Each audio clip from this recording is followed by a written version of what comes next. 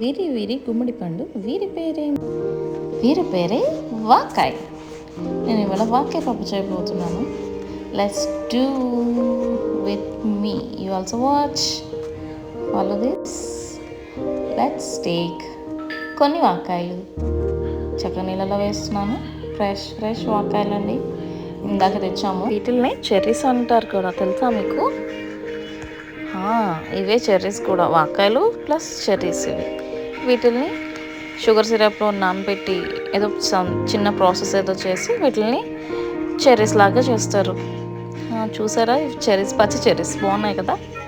వాటర్లో వేసాను, చక్కగా నీట్గా క్లీన్ చేసేసుకొని వాటిని ఇప్పుడు మనం ఇవన్నీ ఇట్లా మెల్లగా కట్ చేస్తున్నాను.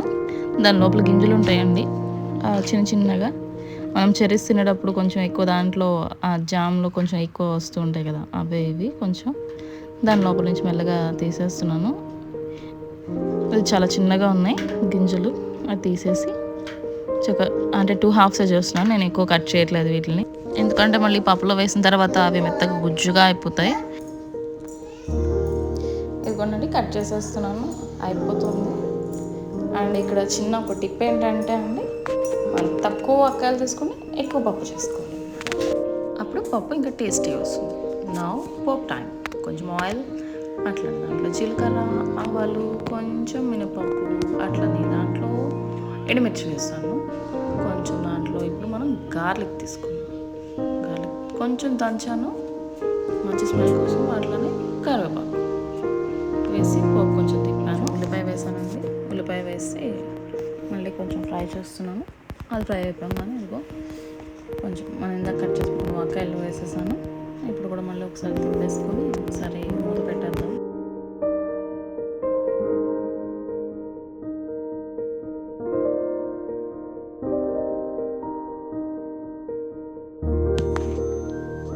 ఇది అయిపోయిందండి. ఇప్పుడు దీంట్లో నేను ఇందాక ఉడకపెట్టుకున్న సపరేట్గా ఉడకపెట్టాను పప్పు, ఆ పప్పు వేసేస్తున్నాను.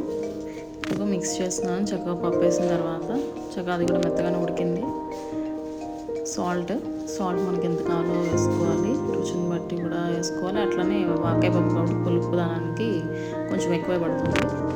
కాసేపు అట్లనే ఉడకపెట్టుకోవాలండి, ఎందుకంటే వాకాయ కొంచెం దాంట్లో ఉడకాలి కదా. కాస్త మెత్తగా అయ్యే వరకు కాస్త ఉడకపెట్టుకున్నాక లాస్ట్లో ఏమో కారం వేస్తున్నాను.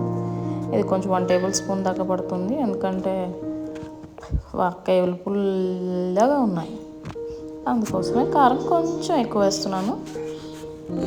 చూద్దాం ఎలా వస్తుందో. నాకైతే అరోమా పైకి వస్తుంది, లైట్గా మంచి స్మెల్ వస్తుంది.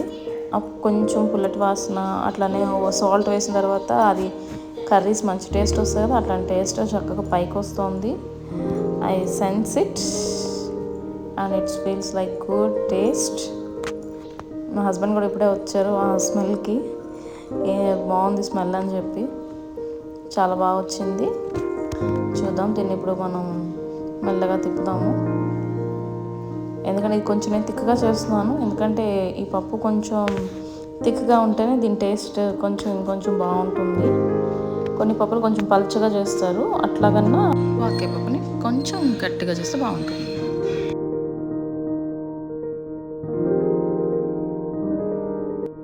రెడీ అండి వాకాయ పప్పు. చూడండి, మంచి వేడివేడిగా ఇప్పుడే తీసాను, సూపర్ ఉంది. సో ఇప్పుడు దీన్ని నేను ఒకసారి మళ్ళీ ఇట్లా తిప్పుతున్నాను. మంచి పొగలు వస్తున్నాయి దాంట్లో నుంచి, దా స్మెల్ వస్తుంది. నాకైతే ఇట్స్ మౌత్ వాటరింగ్ అనమాట. దీంతో పాటు ఇప్పుడు పక్కన మనం కొంచెం వడియాలు పెట్టుకుందాం. వడియాలు ప్లస్ ఊరుమిరపకాయ ఉంటే ఈ వాకాయ పప్పు టేస్టే వేరనమాట. వడియాలు మా ఆయన గారికి అయితే కంపల్సరీ కావాల్సిందేనండి, సో ఆయన కోసం చేశాను. మా బాబు వచ్చేసి ఇప్పుడే ఆల్రెడీ తీసుకెళ్ళిపోయాడు. పిల్లలు ఇంకా ఇష్టపడతారు ఈ వడియాలు చూస్తే. So it's ready to eat అండి. We are eating. Bye. Next time you also follow like this. Please like, share and subscribe for more videos.